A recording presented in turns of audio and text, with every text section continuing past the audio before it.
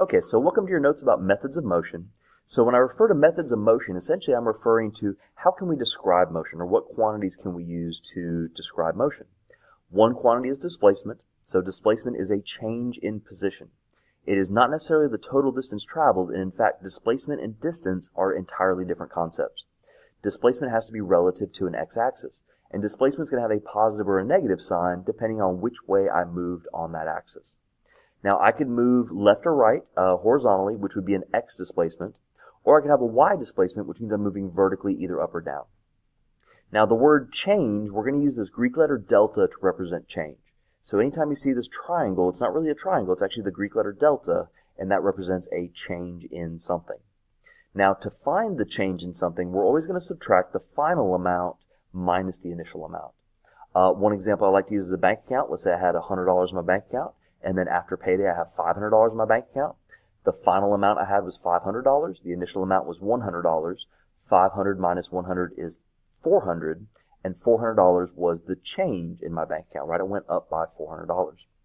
So we could express displacement as either a delta x equals the final x position minus the initial x position, or delta y equals the final y position minus the initial y position. Now distance is how far I travel regardless of direction. So we'll talk about that here in just a second. So let me give you an example. Suppose I have a person that's moving in a straight line from the lockers to the physics lab. Okay, we have the lockers are going to start off at a position of 1 meter, and the physics lab is going to be at a position of 9 meters. Now you might think of a meter as being a measurement of distance or length, but in this case, think about it being like a number line, right? So we have a number line, and on the number line we have a lot of numbers, and all these numbers are just have the unit of meters. So I start off at a position of 1 meter, and I travel to a position of 9 meters. My displacement then, my delta x, is going to be 9 meters minus 1 meters, which is a positive 8 meters. And I'm going to use the positive sign here because the person is traveling to the right. Now, let's say the person turns around, right? So they started at the lockers, they went to the physics lab, then they went back to the lockers again. Well, the displacement on the way back is the final position minus the initial. Well, they ended back up over here at 1 meter. So I take my 1 meter and then I subtract the initial. Well, they start off at 9 meters. So 1 minus 9 gives me a negative 8.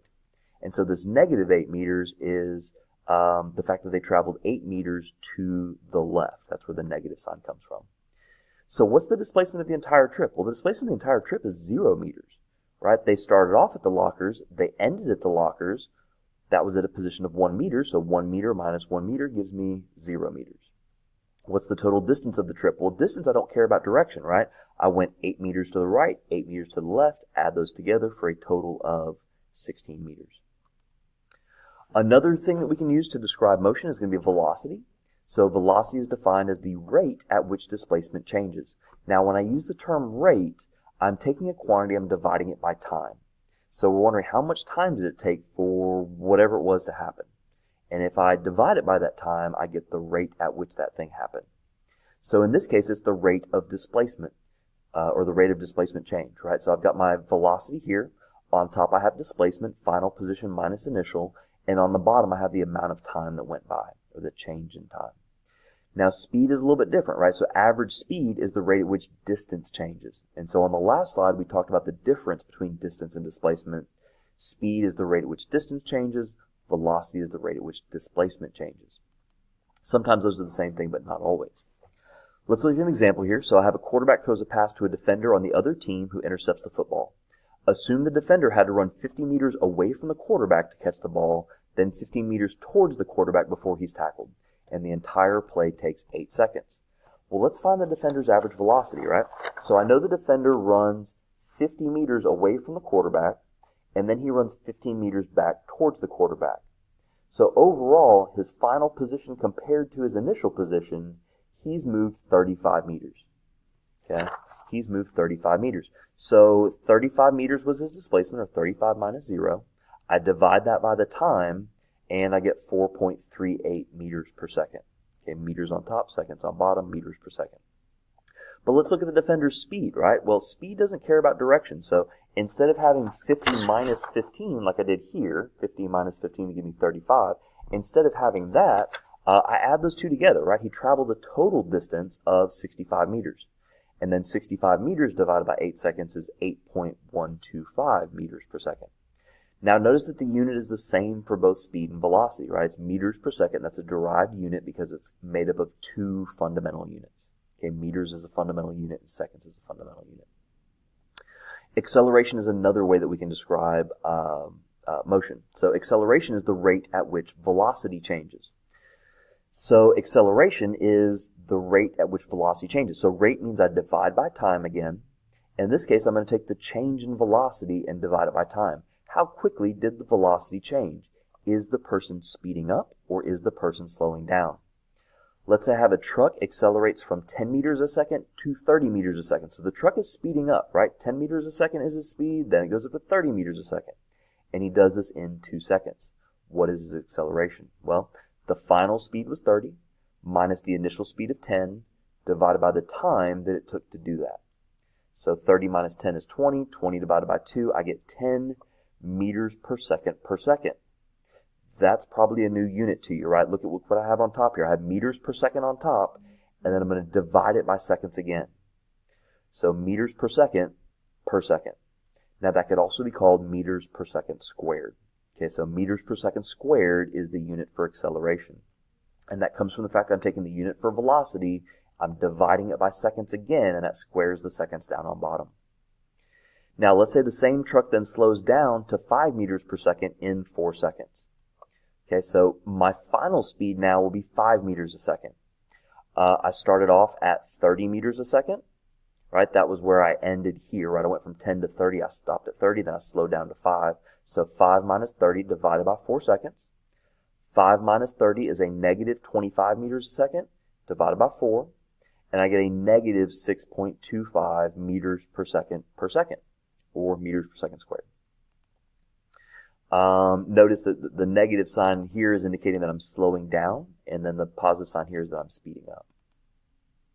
Okay, so what do the positive and negative signs mean exactly, right? So for displacement, if I'm traveling north, east, or right, I generally use a positive value there for displacement. If I'm traveling south, west, or left, I use a negative.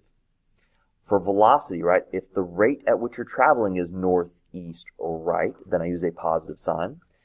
And for the negative, I use a negative sign if I'm traveling south, west, or left. So notice these match, right? So displacement and velocity, if I'm moving in a positive displacement, I have a positive velocity.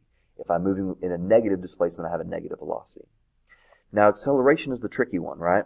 If I'm already moving in the positive direction and I have a positive acceleration, that means I'm accelerating with a positive acceleration, right? So I'm moving to the right, I'm getting faster to the right, that's a positive acceleration. But I could also be going left, right? So if I'm going left and I have a negative velocity, but I'm speeding up in the negative direction, I'm getting more negative velocity, then that's a positive acceleration. For a negative acceleration, the direction that I'm traveling and the change in velocity need to be opposite one another. So let's say I'm moving to the right, which is a positive displacement, but I'm slowing down. Okay, that would be a negative acceleration. Or I could be moving to the left, which is a negative displacement, and I'm slowing down, which means my acceleration is to the right. That would be a negative acceleration. So the signs can confuse, right? So let's look at an example here. Suppose a ball is thrown straight upward at 40 meters a second. It takes 4 seconds to reach the maximum height, then another 4 seconds to come back down to the point where it was thrown. Assume it was caught with the same speed that it was thrown, which was 40 meters a second.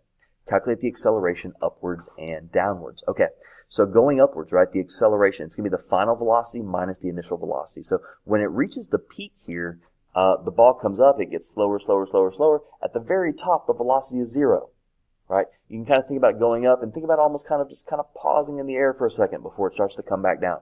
So the final speed is 0 minus the initial speed of 40 divided by 4 seconds. That's a negative 40 divided by 4, or negative 10 meters per second squared.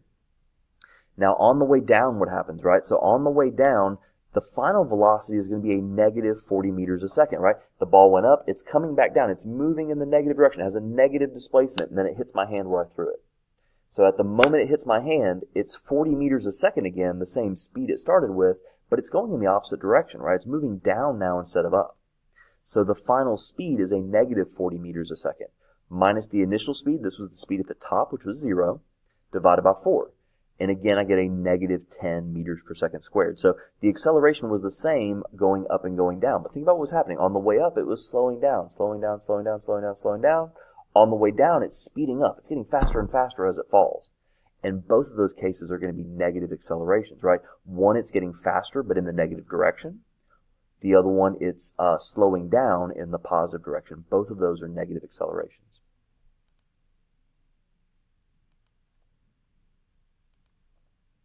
Okay, thank you. I hope you enjoyed the notes. If you have any questions,